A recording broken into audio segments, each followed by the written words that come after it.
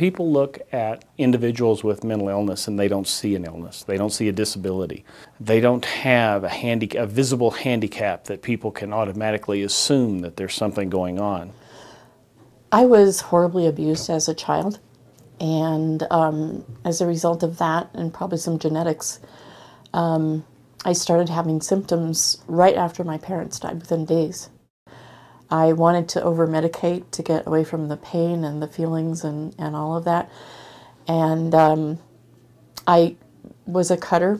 I used to cut myself, and that was a really hard thing for my kids to deal with. I also overdosed numerous times, and that was a hard thing for my kids to deal with. My motivation was gone, and my want to die was big. My diagnosis is major depression, borderline personality disorder, and post-traumatic stress disorder. I've been with Community Reach Center now for about 14 years. I have been lucky enough to have the same therapist. Her name is Susan Anschutz. She's really a great therapist.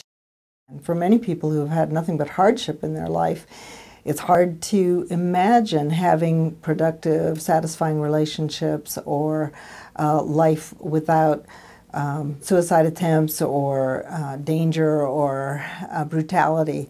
And therapy is a way to help people begin to put pieces in place that will substitute for all the drama and all the negative stuff. Gloria is now employed full-time with Behavioral Health Incorporated as the program director of the Rainbow Center, a gathering place for consumers from 3 community mental health centers.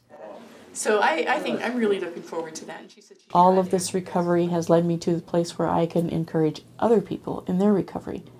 I think everybody is capable of recovery. My diagnosis is bipolar 1 with there's some schizophrenia involved and some psychosis. A couple of years ago, was very homicidal. I learned that drinking helped relieve a lot of the symptoms. So over the years, I did become an alcoholic, medicating myself. When I was 19 years old, was my first hospitalization. I've had 9 hospitalizations since then. I'm 65 now. When I'd go in the hospital, they would say, well, you're an alcoholic, and then they would turn me loose. But I wasn't getting any help for the mental illness. Once I learned what the diagnosis was, and that it was treatable, it was like a load lifted off my shoulders. I see Dr. Wade Marklin, who really helped me a lot to understand what was happening in my brain. Understanding mental illness, understanding how the brain works and doesn't work is very important because I think it improves people knowing about themselves, it improves patient compliance with medications, and it gives them a sense that what they have is something organic, biologic, not different from cardiovascular disease, liver problems, anything like that. The brain is just another organ. I'm more stable now than I've been in years, and that's really a miracle.